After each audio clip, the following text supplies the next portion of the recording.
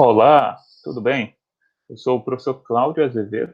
É uma honra estar com vocês para estar trazendo aí, então, uma recapitulação de tudo que foi as nossas unidades para essa disciplina de Finanças Públicas e Contabilidade Pública. E convido, então, a vocês estarem conosco, né, incentivando sempre que vocês, então, sigam nessa trajetória e concluam com a sua formação. Bem, essa nossa unidade não é, assim, perdão, né? Essa nossa disciplina, ela, a gente pode colocar como uma disciplina que ela traz um conteúdo, ela é a junção do que seria dois temas importantíssimos para a formação, que é um tema chamado, né, denominado Finanças Públicas, que corresponde às nossas duas primeiras unidades, e um outro bloco, né, denominado Contabilidade Pública, que seriam as duas próximas unidades. Assim, informo vocês que dividimos, então, em dois vídeos. Este primeiro, falando sobre finanças públicas, e o segundo, falando sobre contabilidade pública, respectivamente. Esse primeiro bloco, esse primeiro vídeo de finanças públicas, considerando as unidades 1 e 2, e o segundo vídeo, então, considerando a contabilidade pública em suas unidades 3 e 4. Vamos lá?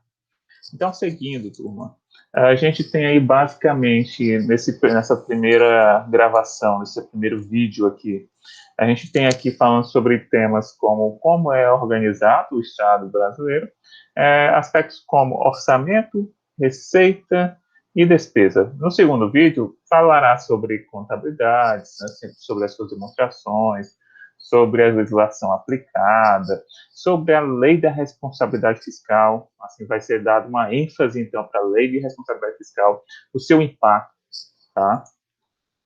Então, a gente vai seguir aqui. Se vocês considerarem, né, sempre sugiro não se limitarem a assistir a nossa gravação, a nossa aula, tá? Mas consultar também um PDF, né? Por sinal, um ótimo PDF, assim, um ótimo, vamos assim, afirmar, tá? É um ótimo conteúdo que tem ali, um livro bem elaborado. Sugiro a leitura, ok? Para iniciar, ele começa querendo caracterizar o que vem a ser entendido, né, como o Estado, né? Como é que o Estado ele age na economia, né?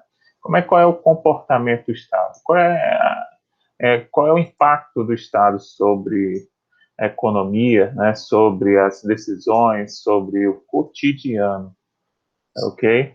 Então vamos aqui, né? Eu vou compartilhar a tela com vocês para que vocês possam, então, estar acompanhando conosco nessa importante unidade. Bem, em seu primeiro ponto, nós vamos atrás de caracterizar o Estado na economia. Na caracterização desse Estado na economia, a gente caracteriza o Estado brasileiro como um estado de bem-estar social, é o Far State, né? O que isso significa? Significa que é um Estado que, em sua carta, né, a gente denomina nossa carta máxima, nossa Constituição, e aí a gente traz ali um artigo específico, o artigo 6º, para explicar por que o Estado brasileiro é um Estado de bem-estar social. Porque em sua carta, ele apresenta um leque de aspectos que são de direito da sociedade, né? São direitos sociais. Assim, né, são caracterizados como direitos sociais a educação, a saúde, a alimentação, o trabalho, a moradia, o lazer, a segurança, a previdência social, a proteção à maternidade e à infância, a assistência aos desamparados.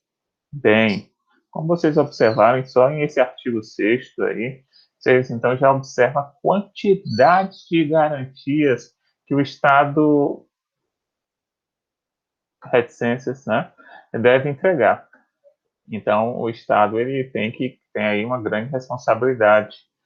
E muitas vezes um Estado caracterizado como um Estado de bem-estar social é um Estado que se propõe, né, um Estado que se propõe a fazer o máximo pela sociedade, né, em tentar garantir, né, uma base muito bem estabelecida.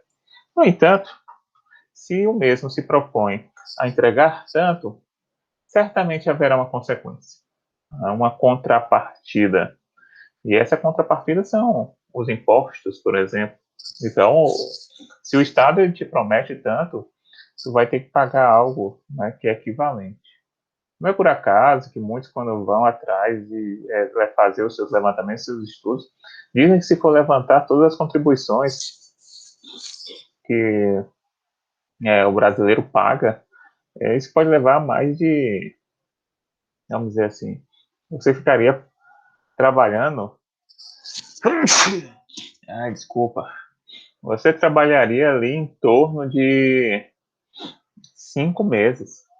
Dentre 12 meses, você trabalharia 5 meses só para pagar as contribuições, os encargos, para fazer, vamos dizer assim, para fazer os recursos necessários para que o Estado, então, distribua junto à sociedade. Logo, o Estado ele é presente na sociedade, ele regula as decisões, o que é feito, e ele tem algumas responsabilidades. Como falamos, algo que será tratado no segundo vídeo, falaremos então sobre a responsabilidade de conseguir fazer uma gestão que leve ao equilíbrio entre as receitas e despesas. Algo que até falaremos ainda nesse vídeo ao explicar o orçamento. Né? Ao explicar o orçamento, perceberemos que realmente o Estado ele trabalha dentro de uma expectativa de receitas e uma expectativa de despesas para que assim essa relação possa ser zero, não é? Essa diferença possa ser nula, receitas igual despesas. E aí, né, ainda falando sobre uma caracterização do que seria a nossa unidade 1, o Estado, ele muitas vezes acaba até indo além daquilo que está estipulado no nosso artigo 6º, quando ele identifica que existem determinadas situações que poderiam ser caracterizadas como falhas de mercado, né? Que poderiam ser caracterizadas como situações que podem levar, então, à necessidade de alguns ajustes, alguns reparos. Essa situação, denominada como falha de mercado, é algo que é muito comum quando a gente fala sobre economia do bem-estar, como situações em que o Estado dele se justifica pela necessidade de corrigir algum problema identificado para cada determinada relação, para cada determinada situação. E muito, assim, se você for pesquisar o que é falha de mercado, por exemplo, você irá identificar que geralmente as pessoas associam essas falhas de mercado a falhas na estrutura de como esse mercado está constituído. Exemplo, quando há, por exemplo, um único a oferecer a produção de um determinado artigo, ou então há um único a comprar por um determinado artigo. Essas situações são aquelas que são caracterizadas por monopólio ou monopsônio. O que significa monopólio? É quando há uma única empresa a oferecer por aquele produto. Ela é a única que oferece aquele produto. Então, ela muitas vezes, em uma situação de poder, é a que tem o poder de barganha. E os demais cabem arcar com aquilo que está sendo colocado. O monopsônio é uma situação diferente. É uma situação em que há um único demandante. Existem diversas empresas, atores oferecendo um determinado artigo, mas existe uma única organização que está procurando por esse artigo. O lado da barganha, então, muda, sai da oferta e vai para a demanda. Então, ele começa a ter a barganha e instituir que preço, por exemplo, ele está disposto a pagar. Esses tipos de falhas, geralmente, são falhas que o Estado pode chegar lá e intervir, estabelecendo um preço mínimo, um preço máximo, estabelecendo uma regulação para tentar minimizar essa, esse, esse, essa disfunção na balança de poderes. Tá? E aí existem outras falhas caracterizadas na estrutura de mercado, como o oligopólio, então, quer dizer que o poder é dividido na mão de poucos, né? Aquela ideia de dizer que agora não é um único que está centralizando toda a barganha, mas alguns poucos formam, então, aquilo que vai ser as práticas daquele determinado mercado. Assim como o cartel não necessariamente precisa estar no poder de poucos, mas, na verdade, se caracterizaria pela falha de conduta e comportamento à medida que os mesmos combinariam as determinadas regras e procedimentos para tentar estipular um ganho para todos, em prejuízo do mercado, da demanda, do lado da demanda, por exemplo. Nessa unidade ainda, quando a gente está aqui conversando com vocês, lá no nosso livro, né, é por isso que eu sempre sugiro aí, não assistam a esse vídeo sem considerar os nossos e-books que foram, assim, feitos de forma excepcional, tá? A gente tem aí algumas características da República Federativa do Brasil. A gente poderia, então, sintetizar 5 características. Uma delas é a soberania. Então, a ideia de que o Estado brasileiro ele é soberano, tá? Ele está acima de individualidades e grupos de secções.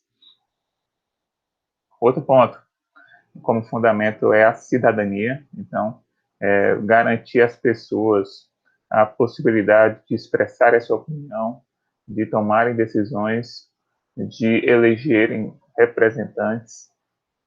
Terceiro ponto, a dignidade da pessoa humana. A preocupação, então, entre os fundamentos da República Federativa, de que toda pessoa possa ter a sua dignidade respeitada, e possa ter as suas garantias mínimas, e possa, então, ter acesso às mesmas para poder, então, ser um cidadão. Quarto ponto, os valores sociais do trabalho de iniciativa, então, permitir, né, que as pessoas tenham a possibilidade de conquistar o trabalho, que, com base em nossa sociedade, é algo que dignifica as pessoas, que traz, vamos dizer, um propósito. E temos também aquela ideia de respeitar a possibilidade de que, independente da sua situação, da sua posição, você possa, então, empreender. Quinto, a ideia do pluralismo político, de permitir, então, que existam as diversas agremiações, partidos com diversas convicções, ideologias, e que essas possam ser manifestadas, respeitadas e aderidas pela população. Ok? Então, 5 pontos. Deixa eu seguir aí com vocês. Vocês viram aí um pouquinho, né? Esse estado de bem-estar social, né, muitas vezes a gente caracteriza, então, por uma significativa evolução, por exemplo, na nossa, vamos dizer assim, das contribuições que são pagas, e não por acaso. A gente, então, fez aquela projeção de, por exemplo, entre 12 meses, o brasileiro trabalhar em média 5 só para pagar essas contribuições. A gente mostrando um comportamento aqui, ó, para as contribuições a nível federal, estadual e municipal, quanto pesam, né, nos bolsos. Aqui a seguir, gente, a gente tem aqui uma figura que ilustra, se nós falamos que hoje somos uma república federativa, a gente, quando vai falar sobre esses modelos de governo, a gente pode mostrar uma ilustração aí que passa por diversos modelos que vão de Platão até Bob, falando desde da oligarquia, do poder na mão de poucos, até as formas, né, vamos dizer assim, né, até a democracia, até mesmo episódios, né, experimentos, tá, de reformismo, quando ele fala sobre a organização do Estado, ou mesmo até revoluções, que poderiam ser revoluções que levariam a novos modelos, ou até mesmo reacionários, que poderiam levar a movimentos outros. Aqui a gente tem um exemplo, né, uma imagem lá tirada do nosso material, certo, de educação à distância, mostrando uma comparação entre formas de governo, como, por exemplo, a forma de governo americana e a forma de governo, né, que você pode botar ali, norte-coreana, mostrando, então, governos caracterizados pela democracia e outros não, né? Aqui nós temos aqui uma comparação entre, mesmo tendo sido colonizados, mesmo sendo muito influenciados pela cultura portuguesa, ainda assim tem algumas nuances diferentes entre como esse poder está estruturado. Por exemplo, nosso legislativo, né, um paralelo entre o legislativo brasileiro e o português. Enquanto que no Brasil é bicameral, isso quer dizer que o Congresso é composto por duas diferentes casas, né, Câmara dos Deputados e Senado Federal, então temos muitas vezes as decisões passarem por mais de uma casa, né, por isso bicameral. Já o português é unicameral, em que as decisões passam pela Assembleia, então, um único local por onde passa as decisões. Deixa eu seguir aí com vocês. Tá?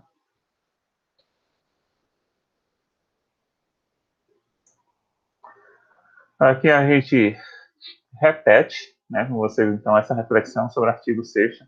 Então, quer dizer que a competência do Estado é esta. Já falamos que não se restringe a isso. Já falamos que, por exemplo, o Estado muitas vezes vai além disso à medida que identifica determinadas, vamos dizer, disfunções no Estado, e aí que faz com que ele chegue, né, perdão, no Estado não, no mercado, que faz com que eles, então, venham a agir. Deixa eu seguir aí com vocês.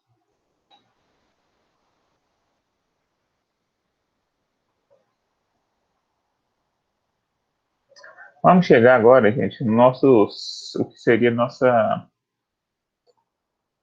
segunda, né? Nossa segunda parte, nossa segunda unidade nesse primeiro vídeo. Nesse primeiro vídeo, a gente falar um pouquinho sobre orçamento, né? O que que é orçamento, tá? O orçamento aí, lembrem que o paralelo que eu fiz no início do vídeo foi relacionar o orçamento como a ferramenta pela qual é planejado a gestão, o exercício daquele ano, por exemplo. A gente colocou ali o orçamento como, muitas vezes, uma ferramenta que guia aquela relação de saldo zero entre, por exemplo, receita e despesa. De acordo com a literatura, o orçamento é o principal instrumento da gestão, que faz a ligação entre o planejamento governamental e a gestão financeira. Por isso, não por acaso, que acaba se falando que a perspectiva da gestão pública é uma perspectiva que tanto trabalha a questão orçamentária como financeira como critérios importantes para a saúde do Estado. Tá? Ao falar sobre orçamento, a gente tem como um papel de protagonista na gestão pública, certo? Protagonista que a gente acaba entendendo que muitas vezes o orçamento, muito dele é desenvolvido em função de uma projeção financeira. Diferente, né, por exemplo, se você vai para a gestão privada. Muitas vezes as empresas elas estão mais atentas à gestão financeira, nas suas rotinas, nos seus dias, enquanto que o orçamento acaba tendo um papel secundário, quando muitas vezes na gestão privada é utilizado para estipular limites, por exemplo, quanto aos gastos, quanto aos setores, quanto aos departamentos da organização. Enquanto que na gestão pública ela tem um papel protagonista. Protagonismo esse que pode até ser evidenciado sobre qual a influência desse orçamento sobre as decisões e a gestão, seja a nível de curto prazo ou até mesmo a longo prazo. Como podemos evidenciar isso? Deixa eu dar um zoom aí com vocês para exemplificar. Por exemplo, quando a gente vai falar sobre políticas públicas, a gente percebe que existe um horizonte orçamentário que vai dos planos plurianuais, como a gente aqui colocou como PPA, tá? Então, muitas vezes responde a uma perspectiva durante um determinado exercício de gestão de um determinado representante executivo, por exemplo, um presidente, um governador, um prefeito. Eles têm esses planos muito bem delineados e isso deve ser de conhecimento, então, do legislativo. E, além de conhecimento, devem ser validados e aprovados. E isso vai se materializando à medida que chegamos próximo do horizonte da realização dessas ações. Exemplo, a gente pode caracterizar ali, se o plano plurianual ele manifesta o que será um plano de governo, uma gestão de um determinado executivo, a gente vai chegando, então, à lei de diretrizes orçamentárias, que é a materialização disso a partir do momento que sai, por exemplo, uma perspectiva estratégica e começa atrás de caracterizar aspectos como metas. Né? Que metas, então, devem ser alcançadas durante aquele exercício, durante aquele ano, tá? E como isso, então, será realizado, né, e evidenciado pelas ações presentes na lei orçamentária anual, que seguirá para a votação com a devida avaliação do Legislativo. Então, vocês percebem como o orçamento ele é importante e ele acaba influenciando no dia a dia dos gestores públicos. Tá? Então, deixa eu seguir aí com vocês. A gente tem aqui uma outra imagem para tentar, então, caracterizar para vocês. Deixa eu dar aqui a ênfase em qual, né? Lembrando que essas imagens, esses recursos, estão ali para consulta de vocês. Se vocês, chegando na nossa disciplina, no ambiente virtual de aprendizagem, forem ali fazer uma leitura das atividades, fazer uma leitura das interações, irão constatar essas imagens lá. É por meio, então, das funções orçamentárias que os governos atuam e tomam decisões, não é?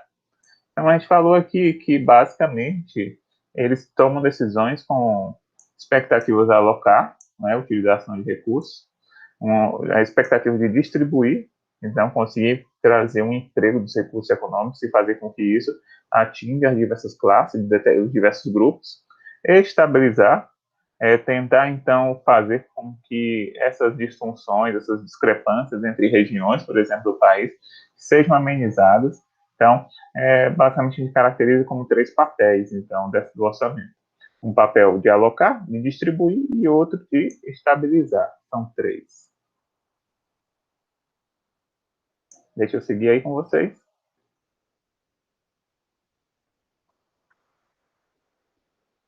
A gente segue aqui com vocês, né, falando um pouquinho, então, ainda sobre orçamento. Já evidenciamos que o orçamento é uma ferramenta importante e acaba influenciando toda a gestão. Tá?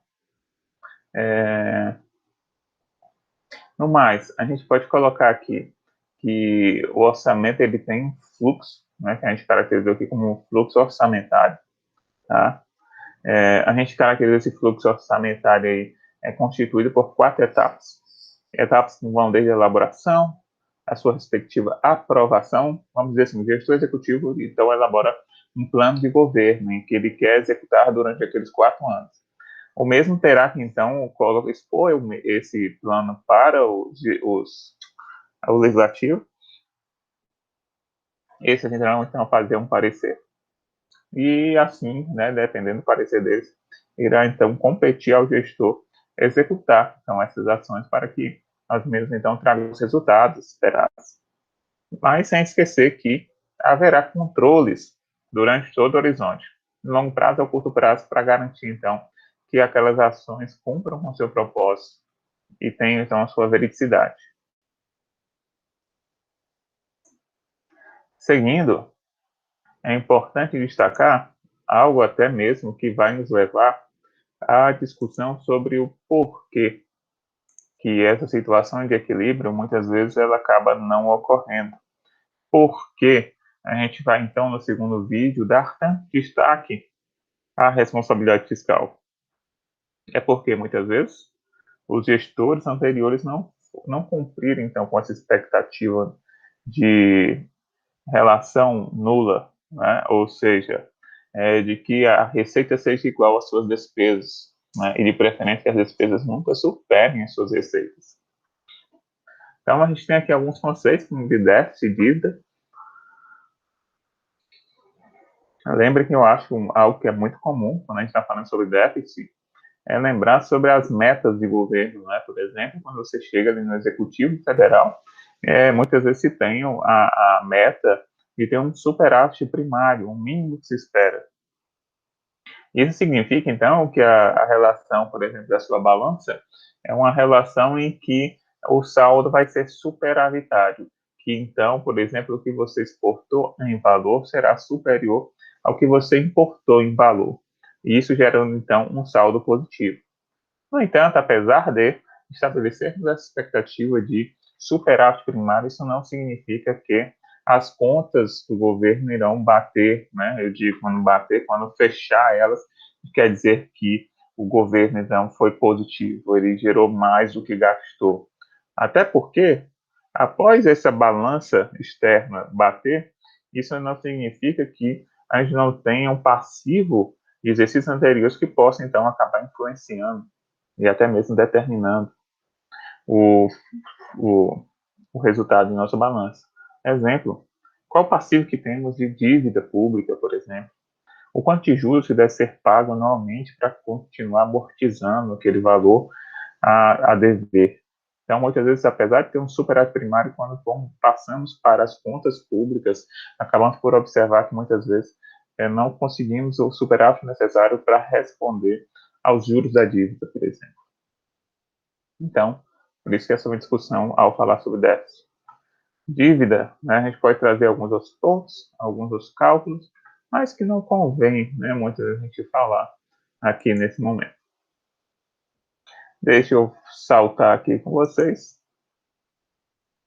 A gente tem aqui uma explicação de como avançou essa questão dos orçamentos, né? Como foi que isso evoluiu, né?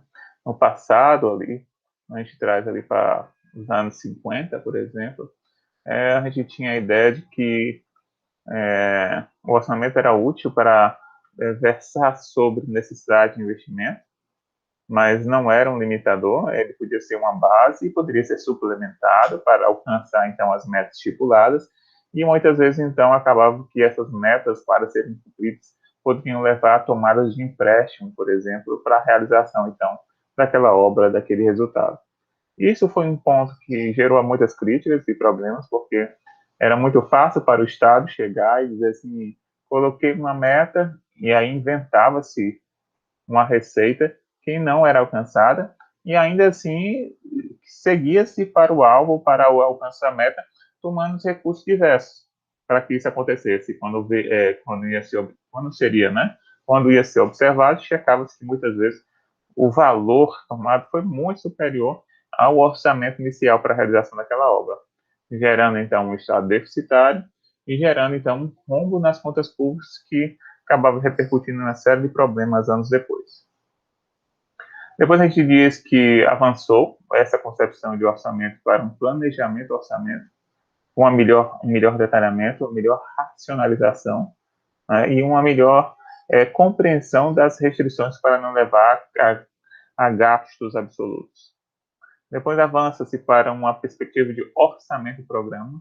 Isso significa dizer que o Estado ele começa, então, a melhorar os seus processos, os seus controles, começa, então, a dar uma maior relevância aos levantamentos das documentações, para não haver, muitas vezes, saltos ou descontroles, né, ou muitas vezes uma tomada de recursos extraordinários e que viesse depois a comprometer o restante daquele governo, daquela gestão. E aí a gente chega, então, no marco, né, para o orçamento, que foi a Constituição, a nossa Carta Magna de 88, que agora começa a estipular maiores controles. Antes, muitas vezes, o Executivo tinha um plano de governo, tinha uma ação, e muitas vezes o Legislativo não era tão relevante para conseguir, então, permitir ou não a execução daquilo. O governo, então, acabava executando ao seu bel prazer. Chegamos na Constituição de 88, que aumenta a força do Estado, né, do Legislativo, quer dizer, e ele acaba, então, ficar ciente sobre outras métricas que influenciam o resultado daquela gestão daquele governo, como os encargos da dívida, os subsídios e o orçamento monetário. Seguindo, nós temos aqui alguns outros pontos, né, sobre a contabilidade, em especial queria enfatizar a diferença entre contabilidade pública e privada. A gente já colocou ali, ó, enquanto a pública está preocupada com a apuração do déficit e superávit, termo esse que explicamos melhor em alguns slides atrás, enquanto que a contabilidade privada está preocupada com a apuração do lucro, afinal, é o fim de muitas organizações, então, assim, constituídas privadas. Há uma diferença, mas isso aqui vai ficar para o segundo vídeo, sobre os principais relatórios, né, para um e para outro, certo? O sistema, que geralmente é utilizado, tá? E os subsistemas contábeis também. Vamos lá. A gente tem aqui alguns outros pontos. Exemplo, a gente pode dizer assim, a área de interesse, se a gente fala de contabilidade privada, a gente tem ali as partes interessadas por essas informações, como desde proprietários, acionistas, gestores, empregados, o próprio fisco. Já na área pública, a gente pode considerar toda a sociedade como parte interessada, ou, talvez no termo que você já esteja familiarizado, stakeholders, as partes interessadas, é toda a sociedade, seja ela aquela que diretamente impactada, aquela que consome, ou mesmo aquela que, mesmo distante, sabe que, de certa forma, as decisões que estão sendo tomadas naquela organização podem estar impactando o seu resultado. Até porque nem todos consomem, mas todos pagam. Tá?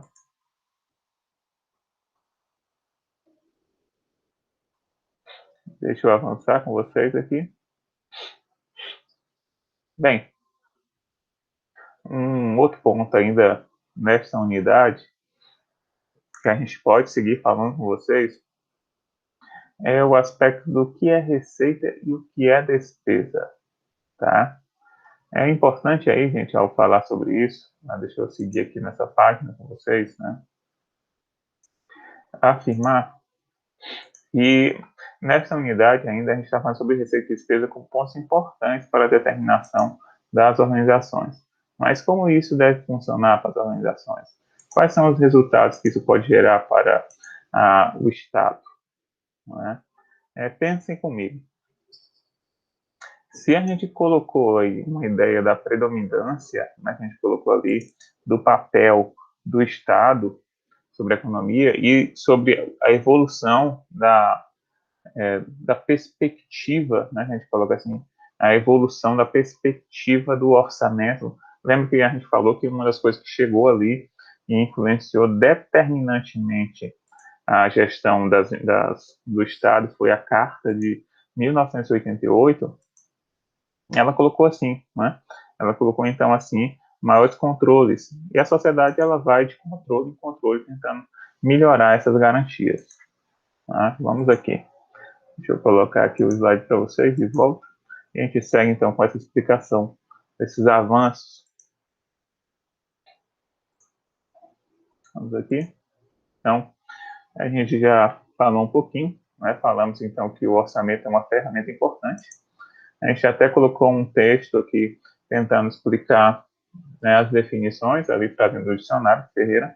Colocou ali, ó, o cálculo da receita que se deve arrecadar no exercício financeiro e das despesas que devem ser feitas pela administração pública, organizado obrigatoriamente pelo Executivo e submetido à aprovação das respectivas câmaras legislativas.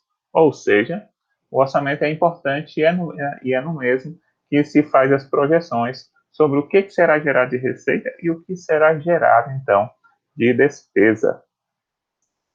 Vamos lá, tá? Seguindo aí. Ao falar sobre orçamento, já tínhamos falado que o mesmo, quando a gente traz aí o papel do Estado, ele tem uma construção do longo prazo ou curto prazo que vai se manifestando no plano plurianual, aquele que faz sobre qual a estratégia daquele governo, passando pelas leis de diretriz, né, leis de diretrizes orçamentárias, que vai então estipular metas, chegando à lei orçamentária anual, que vai então para as ações, o que vai ser feito, quais serão as entregas para chegar àquele resultado no final da gestão. Deixa eu seguir aqui com vocês. Quero então falar com vocês agora sobre receita. Receita, né? O que é uma receita? Tá? De acordo com a resolução do Conselho Federal, tá? A gente tem aí uma ideia que receita são aumentos dos benefícios econômicos durante o período contábil, sob a forma da entrada de recursos, ou aumento de ativos, ou diminuição de passivos, que resultem em um aumento do patrimônio líquido e que não sejam provenientes de aporte dos proprietários da entidade. O que isso significa, gente? Então, significa que receita seria aquele saldo positivo. Seria, muitas vezes, na perspectiva do orçamento, qual seria a projeção de arrecadação para aquele exercício.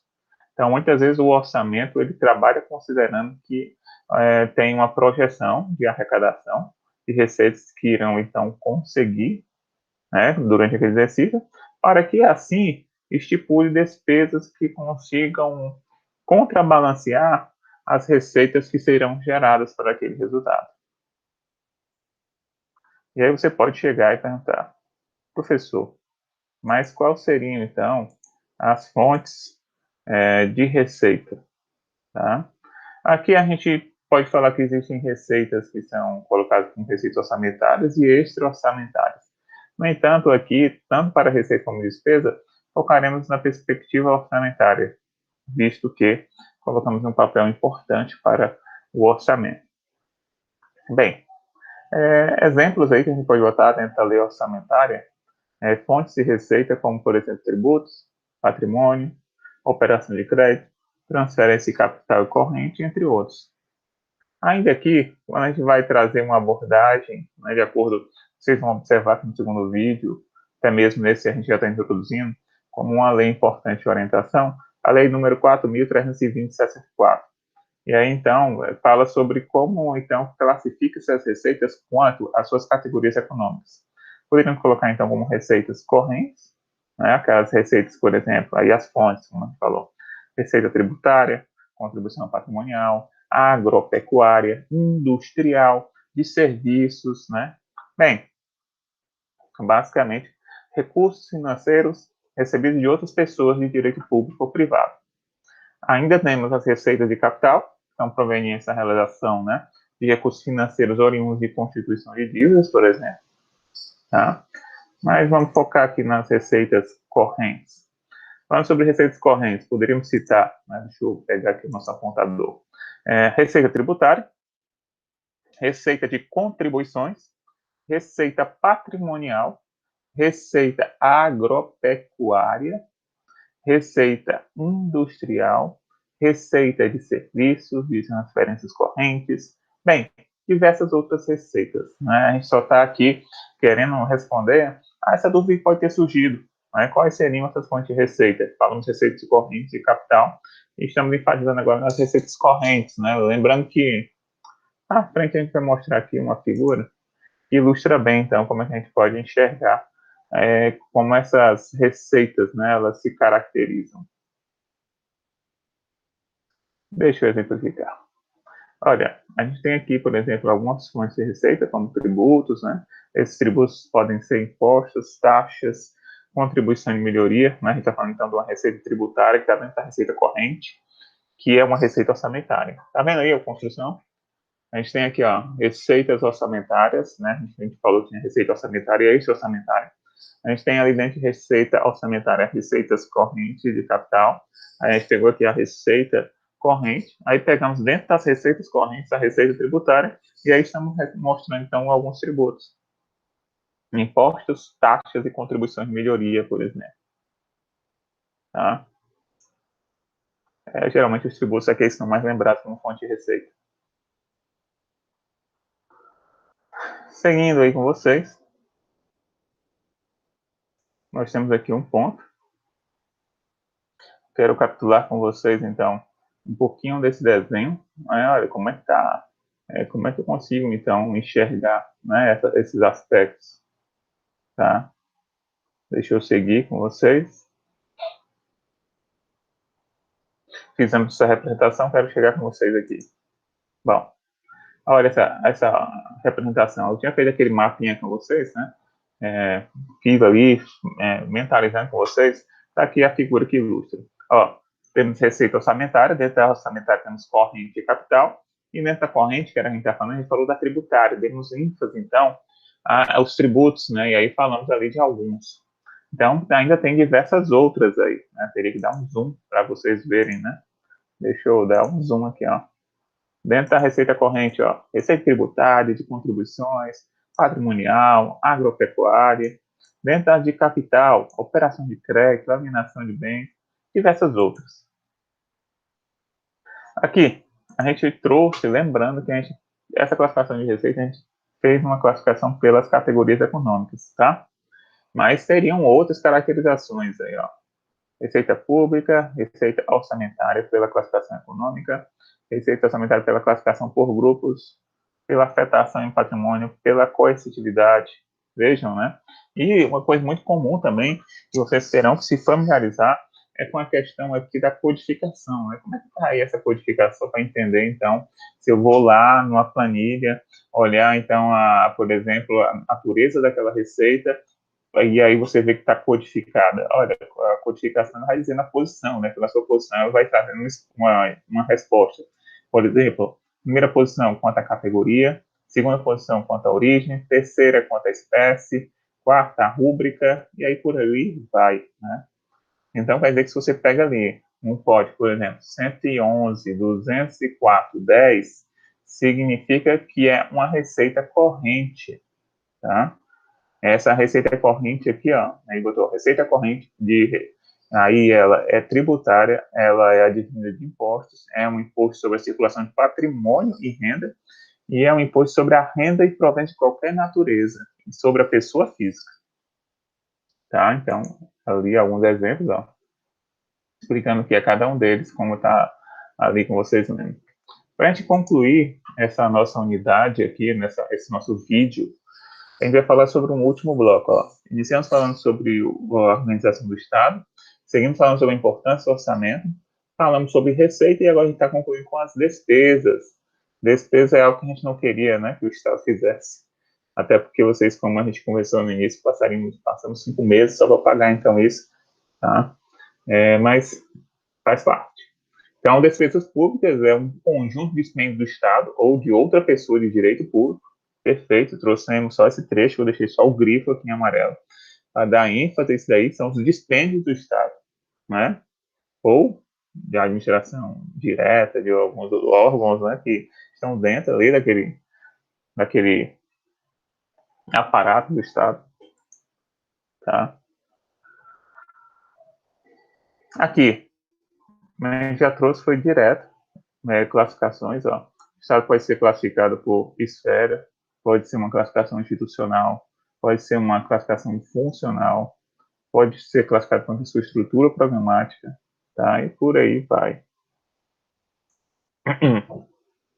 Perdão, né? Vamos caracterizando aqui. Exemplos de órgão orçamentário e unidade orçamentária. Olha só, a gente pode dizer que é uma despesa que é do órgão 26 mil, ou seja, do Ministério da Educação, mas se eu quiser saber qual unidade orçamentária, estou aqui com a ponteira laser.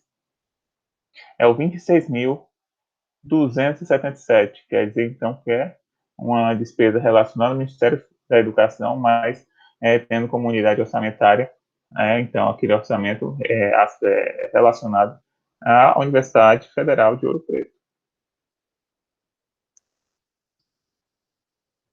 Bem, temos aqui a classificação, né, como está ali explicando, vamos avançar.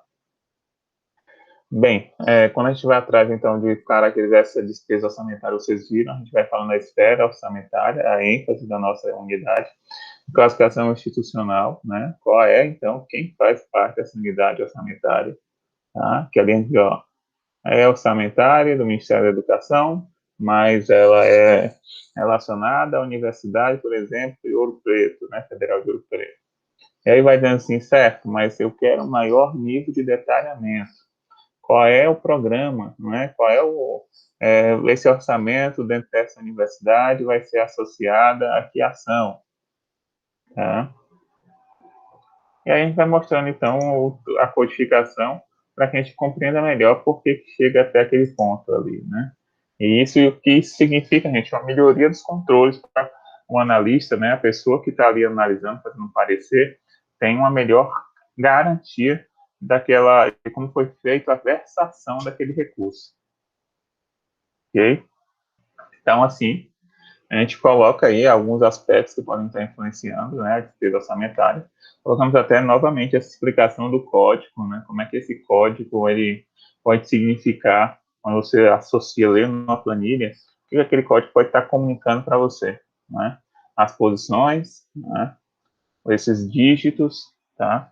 Tentando, então, sair do mais geral para o específico, vamos dizer, né? Os primeiros números no código podem ser mais gerais, né, mais macros, né? E os últimos números serem mais específicos, chegando a um nível lá de dizer assim, ó, é nessa ação, você está indo para essa função aqui, para cumprir esse papel. Ok? Bem, há algumas classificações quanto à natureza, quanto à modalidade de aplicação. Tá? Aqui a gente tem aqui uma estrutura completa da programação orçamentária. Ó. Então, mostrando todo um código que pode aparecer ali, tá? Para exemplificar. Vejam, aqui a gente está mostrando, então, isso aqui pode ser assim, né? Para alguns pode chegar e dizer assim, nossa, isso aqui é código enorme, né? Como é grande esse código aí? Como é que a gente vai gerir então essa informação? Como é que a gente vai saber realmente desse, como posso dizer assim, como é que a gente vai conseguir fixar isso aqui, né? Se eu pegar uma planilha, quer dizer que eu posso pegar uma planilha ali sobre a contabilidade pública de de uma determinada prefeitura, determinado governo, e chegar e me deparar com um número desses aí. Gente, assim, aqui é o propósito dessa nossa disciplina é explicar um pouquinho de como é que ocorrem essas relações e o que que faz com que a gente compreenda melhor como é que o Estado entende a utilização a prestação desses recursos, tá? Receitas, né, despesas, orçamento. Vocês veem, então, uma preocupação com isso. Tá? E aí, então, foi o nosso propósito desse vídeo, que vocês compreendessem melhor, né, assim, como é que funciona isso, né? Como é que esses recursos são utilizados, como é que eles estão estruturados, para esclarecer melhor, né, como é que o Estado trabalha com esses recursos. Assim, a gente poderia, então, concluir o nosso encontro trazendo uma síntese, não é? Começamos falando sobre a organização do Estado, depois do orçamento, e aí a gente concluiu com dois tópicos ali denominados receitas e despesas. Basicamente, a gente poderia dizer que na contabilidade pública, a receita trabalha de acordo com um regime de caixa, né?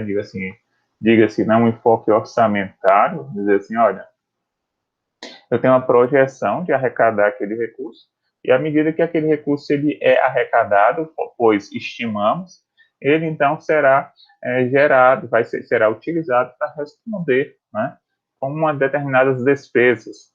No entanto, essas despesas elas têm um regime de competência, o que significa elas são geradas, mas não necessariamente serão pagas para aquele exercício. Logo, alguns autores, ao caracterizar, por exemplo, como é que funciona a contabilidade pública, ou então qual é a natureza da contabilidade pública, alguns dizem que quanto à receita e despesa poderia ser entendido como de natureza mista, pois enquanto que um lado da receita ela é colocada como regime de caixa, para o outro lado seria regime de competência. Por isso, né, então, não estando ambos, né, em uma mesma linguagem, em um mesmo regime, teria então essa caracterização como receita, né, como quer dizer, né, como um sistema misto. Bem, gente, foi isso. Né? Deixa eu sair aí da nossa apresentação. Espero que vocês tenham gostado dessa nossa conversa, falando um pouquinho aí sobre, na verdade, esse primeiro vídeo, finanças públicas, mais do que contabilidade pública. No próximo vídeo, vocês verão, então, uma conversa caracterizando, por exemplo, né, o que é cada um dos relatórios, né, como é que essa contabilidade pública trabalha, quais são os indicadores que são utilizados. Tá? Vocês viram aí uma preocupação em fazer um orçamento, em estruturar, então, como é que esses recursos serão alocados. Vocês verão no segundo vídeo uma preocupação em entender como é que é feita a análise, a avaliação, então, dos resultados obtidos, que indicadores são utilizados, né? E, mais do que isso, terá um tema central no nosso próximo vídeo, que é falar sobre a nossa Lei da Responsabilidade Fiscal, LRF. Então, assim, espero que tenham gostado, né? Contem conosco, continuem a explorar o material, os conteúdos, as atividades que estão lá colocadas. A ideia realmente além de que vocês adquiram aquele conhecimento, é que vocês se apropriem dele e busquem, à medida do possível, estar contactando, então, as pessoas que estão ali para auxiliar o seu desenvolvimento, a saber, os nossos tutores, os nossos professores e a nossa instituição. Né? Então, agradecemos a todos, espero revê-los em um segundo vídeo e até a próxima. Valeu, gente, obrigado. Tá? E aí continuem conosco durante a nossa disciplina, que vai ser um bom passeio, uma boa rota que vai levar ao nosso aprendizado. Valeu, obrigado, professor Cláudio Azevedo. Segue com vocês e até a próxima.